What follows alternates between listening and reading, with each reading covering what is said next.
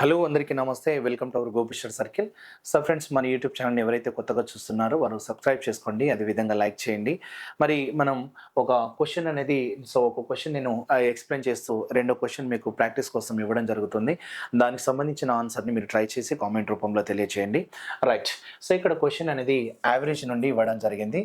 So ఇక్కడ నేను ఒక క్వశ్చన్ డిస్కస్ చేస్తున్నా, యూట్యూబ్లో చేస్తున్నా అంటే అది ఒక డిఫరెంట్ లాజిక్ తోటి ఉంటేనే నేను దాన్ని యూట్యూబ్లో డిస్కస్ చేస్తా, అదర్వైజ్ నేను చెయ్యను. Okay, right. ఇది యావరేజ్ కాన్సెప్ట్ క్వశ్చన్. మరి దానికి సంబంధించింది మరి ఇంకోటి మీరు ట్రై చేయండి. ఓకేనా?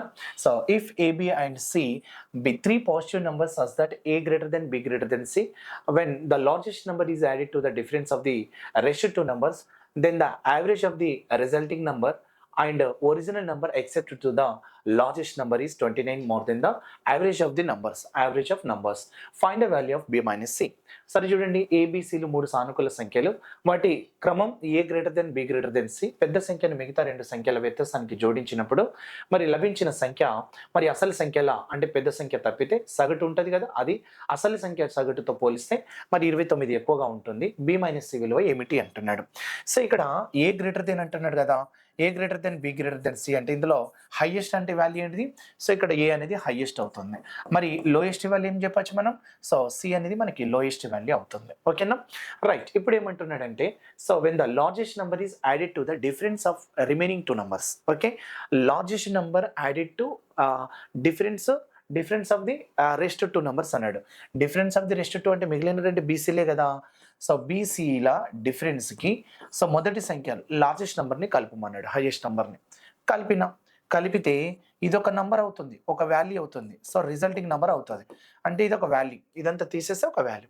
మళ్ళీ దీన్ని ఏం చేయమన్నాడంటే, మరి అసలు అంటే పెద్ద సంఖ్య తప్పితే మిగతా రెండు సంఖ్యలు తీసుకొని సగటు తీసుకోమన్నాడు. అంటే ప్లస్ బి ప్లస్ సి. చూడండి, పెద్ద సంఖ్య తప్పితే మిగతా రెండు సంఖ్యలు ప్లస్ ఇలా చేసిన దాని యొక్క వాల్యూ ఉంది కదా, ఈ మూడింటి సగటు తీసుకోమన్నాడు. అప్పుడు ఏం చేస్తాం? By 3 average. అంటే ఇదంతా ఒక నంబరు ప్లస్ బీసీ అన్నట్టు, అవి రెండు నంబర్లు, ఇవి రెండు ప్లస్ ఇది మనం బి మైనస్ చేసి ఏని కలిపితే ఒక నంబర్, అలా 3 నంబర్స్. రైట్. మరి ఒరిజినల్ అని తీసుకున్నాం అనుకోండి, మరి ఒరిజినల్ యావరేజ్ అంటే ఏం రాస్తారు మీరు? A plus B plus C by ఎంత రాస్తారు? 3. Original average. వాడు చెప్పింది అదే. అసలు సంఖ్యల సగటుతో 29 ఎక్కువగా ఉంటుంది. ఈ యావరేజ్ కంటే 29 ఎక్కువ. అర్థమవుతుందా? ఎక్కువ అంటే డిఫరెన్స్. సో మనం 29 అని తీసుకోవచ్చు. క్లారిటీ వచ్చిందా? ఇప్పుడు ఇక్కడ మనం దీన్ని సాల్వ్ చేస్తే సి అనేది క్యాన్సల్ అయ్యి అప్పుడు ఇది ఏమవుతుందంటే ఏ ప్లస్ 2b అవుతుంది. రైట్. అప్పుడు 3 సేమే కదా, అప్పుడు ఏ ప్లస్ 2b, అలాగే మైనస్ ఏం రాస్తాం? ఏ రాస్తాం, మైనస్ బి మైనస్ సి రాస్తాం. ఈక్వల్స్ టు 29 నుండి ఎంత రాసుకోవచ్చు? 3. సో 3 అనేది అటు మల్టిప్లై అవుతుంది. రైట్. అప్పుడు సో మైనస్ ఏ ప్లస్ ఏ క్యాన్సల్ అవుతుంది. అప్పుడు 2bలో బి అనేది తీసేస్తే ఓన్లీ బి అవుతుంది. మైనస్ ఏ, బి మైనస్ ఏ డిఫరెన్సే కదా వస్తుంది, డిఫరెన్సే వస్తుంది. కాబట్టి ఇలా తీసుకుంటే సో 29 ఇంటూ 3 ఎంత రాసుకోవచ్చు అంటే 87. సో అప్పుడు డిఫరెన్స్ 87, ఫస్ట్ ఆప్షన్ కరెక్ట్ అని చెప్పచ్చు. ఓకేనా?